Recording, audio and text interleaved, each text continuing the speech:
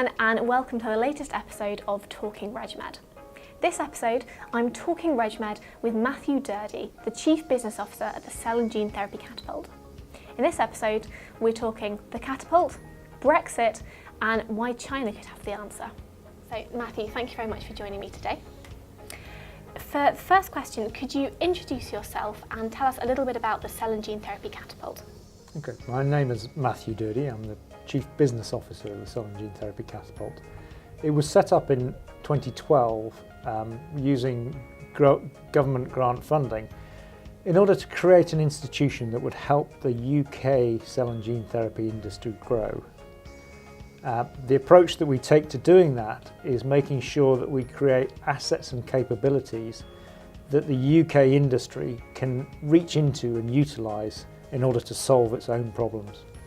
So I imagine the Catapult works a lot with researchers who are aiming to commercialise a cell therapy. What kind of things should they be considering in terms of funding and reimbursement when they're developing their therapy? For the cell and gene therapy industry, the dynamics are very different from a conventional pharmaceutical development profile.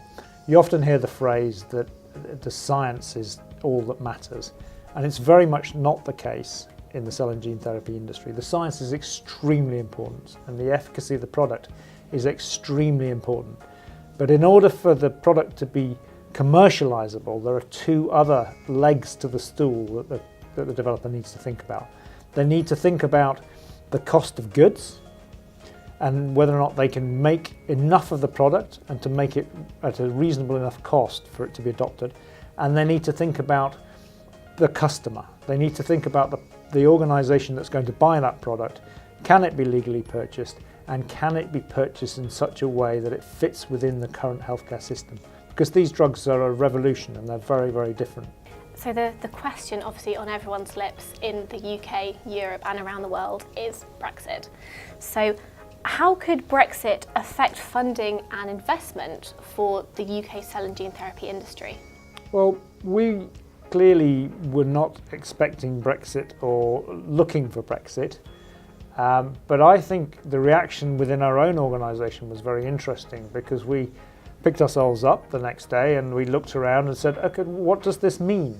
What does it mean for an organisation that works in a global context? And our perspective became much more global. Clearly Europe is important, it's a very important market, and one of the legs of what we will be doing over the next few years will be actually working on the changes in the legislation that come about from Brexit and trying to make sure that those are compatible with businesses operating in the UK, which we're confident they can be. Mm-hmm. But we'll definitely be doing that in the context of a company that is operating in the UK to make products that are saleable throughout the world. And I think that's really where the perspective changes. It becomes a perspective on looking at a global market as well as a European market. Mm. And we very recently had the news of a new collaboration between the Catapult, Oxford MeStar and AK Suzhou Biomedical. What could this collaboration lead to? It's a classic example of what I just described in terms of the globalization of the outlook. China, an enormous country, an enormous market. It has variability in terms of some aspects of its development in cell and gene therapy, as does the whole world. Mm-hmm. You know, it's a very new industry. Some of their regulation is quite sophisticated in some parts of China, some less so. But in time it will become a very large market and they're very quick to adapt.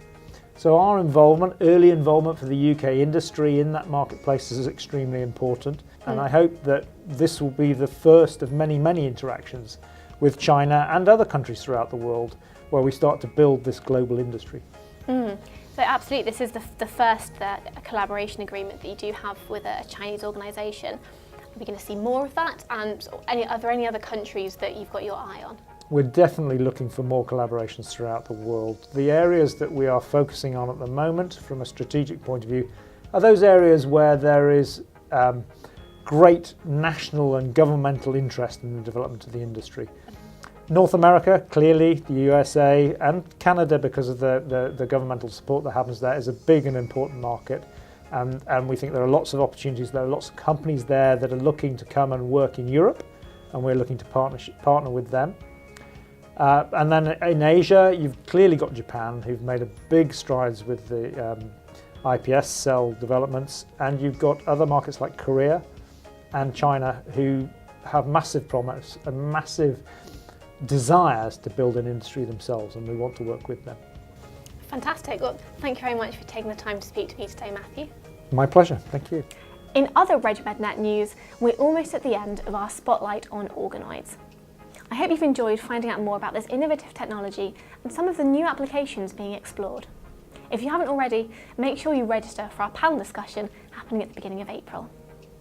Unfortunately, that's all we have time for with Matthew, but please join me again soon for the next episode of Talking RegMed.